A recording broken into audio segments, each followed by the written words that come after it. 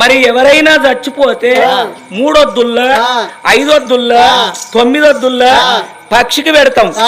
పచ్చికి పెట్టినాక కొంతమంది తెలివి కల్లోళ్ళు పెద్ద మనసులు అడుగుతారు, నిన్న మొన్న పచ్చికి పెట్టినరేమో కాకులు వచ్చినాయి బిడ్డ కాకి తిన్నదా అంటారు.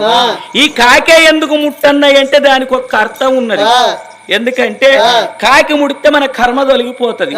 కాకి ఎందుకు ముట్టన్నంటే పూర్వం లోపల రావణ బ్రహ్మ అంటే ఎవరో కాదు, బ్రహ్మదేవునికి మునిమనవడు, బ్రహ్మదేవుని కుమారుడు కశ్యబ్రహ్మ, కశ్యబ్రహ్మ కొడుకు విశ్వవాసు బ్రహ్మ, విశ్వవాసు బ్రహ్మ కొడుకు రావణ బ్రహ్మ. వాడు 4 వేదములు 18 పురాణములు 6 శాస్త్రములు ఆపోసన వట్టిన అమరవేద పండితుడు. నవగ్రహాలను మెట్లు గట్టి కచ్చిరెక్కి రాజ్యమేలిండు. అటువంటి భయానికి బ్రహ్మదేవుడు వచ్చి పొద్దున పంచాంగం చెప్పాలి, కర్ణుడంటే వానదేవుడు వచ్చి అలుకుదల్లాలి, మరి బిడ్డ గాలిదేవుడు వచ్చి ఆకిలు ఊడవాలి, అగ్నిదేవుడు వచ్చి వంట చెయ్యాలి, బ్రహ్మ ముహూర్తం దాటక ముందు భార్య భర్తలు శివపార్వతులు వచ్చి పూజ కట్టువని పూజ మందిరంలో కూర్చుండాలి. అగో అంతటి ఎల్లించుకున్న రావణ బ్రహ్మకు ఒకనాడు దుర్బుద్ధి ఉట్టి ఇలా యమధర్మరాజును ఓడిస్తారని గద పట్టుకొని గాత పెట్టుకుంటూ పోతాడట.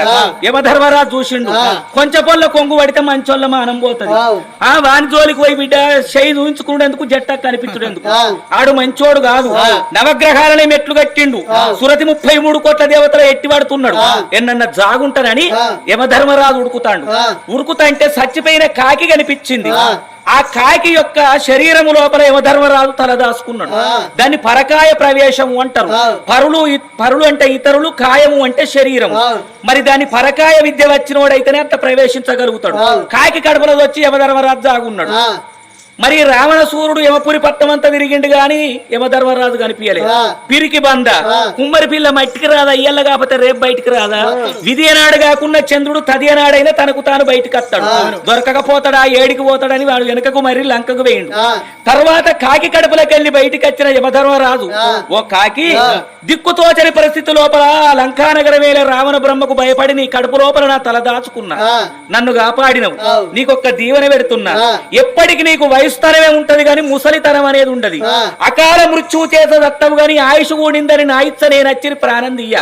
అకాల మృత్యు అంటే ఓ కరెంటు తీగ వినాలితే షాక్ కొట్టు, ఎవడన్నా కట్టెబెట్టి దెబ్బ కొడితను, గప్పుడొచ్చి నీ ప్రాణం తీస్తా గాని నా ఇచ్చ నేను నీ ఆయుష్ కూడిందని వచ్చి ప్రాణం దియ్యా. కలియుగం ఇంకా పుట్ట పంతం ఉన్నది, పెరగ పంతం ఉన్నది, ఉప్పు పప్పు చోట ఉడక పంతం ఉన్నది.